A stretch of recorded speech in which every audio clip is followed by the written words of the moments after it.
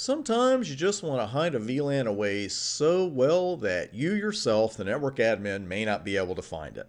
Well, private VLANs are not quite that private, thankfully, but they're really close because they allow us to hide hosts from the rest of the network to prevent certain hosts from talking. The combinations, as you're going to see, are almost endless. You can even go as far as to hide a host from other hosts in the same subnet. Now, with private VLANs, I'm going to warn you up front, the concept can throw you for a little bit of a loop at first that not even LoopGuard is going to save you from, because it's a concept really unlike any other you've run into to this point. The terminology is different. The commands are long-winded. There are some mappings that you really don't have to do with anything else. There are some port types, some private VLAN types, and a couple of other types. And what I strongly recommend you do, I'm going to break this up into at least 2 videos. Watch this video, as you're already doing, and then watch the next one without watching this one a couple of times, because that's what I've seen people do over the years. I think you're better off watching the entire private VLAN section in a row, then watch it in a row again, and any fuzziness you have will come into focus. I promise you, it's just a little bit different. You master one part at a time, and it will be second nature before you know it. Now, the first part we're going to talk about are the 3 port types that private VLANs bring to the party. The first one being promiscuous. And those ports are for hosts that really need to talk to everybody. Then we have community ports, which are for hosts that need to talk to some other hosts, but not everybody else. And isolated, boy, those are for hosts that really don't want to talk to anybody or that we don't want anybody talking to.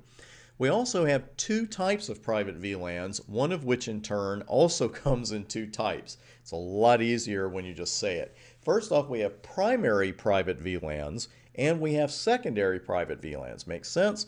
Those secondary private VLANs in turn can be what we call community private VLANs or isolated private VLANs. Now, those hosts, let's go back to those ports. The hosts that need to talk to everyone, they will be connected to promiscuous ports. And this port type can communicate with any host connected to either of the other 2 port types. And I used to say this in all italics and/or all caps, and I don't want to burn your retinas, but this is so important.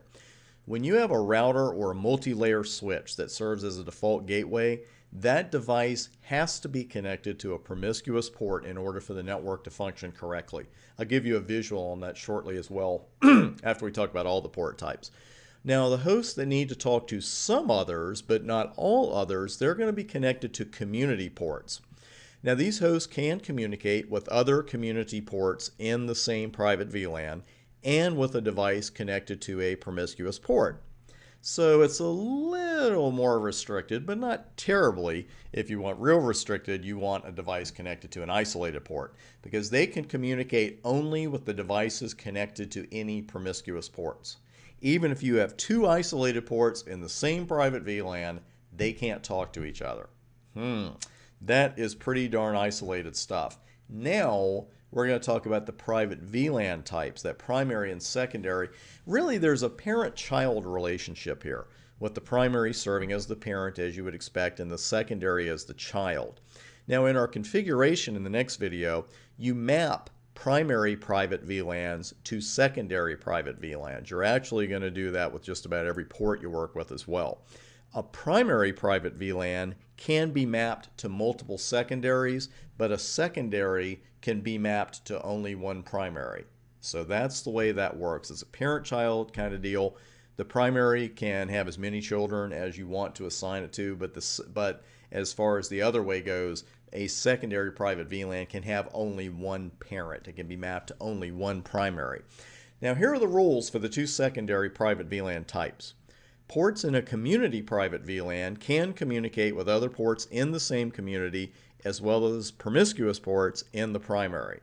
Ports in an isolated private VLAN can only communicate with promiscuous ports in the parent private VLAN.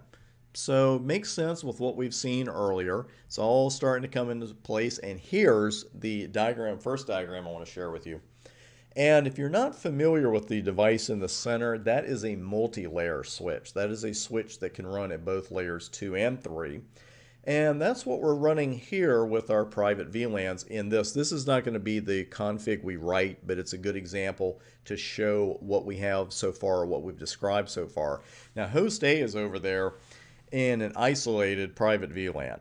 The only device host A would be able to communicate with is that router, which again, that device, if that's our default gateway, which it would be in this situation, connected to that switch port, it's got to be running in promiscuous mode, the switch port that is. If we put another host in VLAN 10, the two hosts that we then have in VLAN 10 would not be able to communicate with each other. Now hosts B, C, and D, they are in a community private VLAN, VLAN 20, so they can chat with each other with no problem at all, and they can talk with the router, but none of them can talk with host A. So we've got it down now. I know it's coming into focus a little bit for you here as to what's going on. Our isolated and community VLANs and those ports, and of course the router connected to the switch port running in promiscuous mode, and that's the last time I'll mention that. But coming up next, we're going to go through a live config and some options that you probably haven't seen with commands that will definitely be familiar to you, and that's coming up next.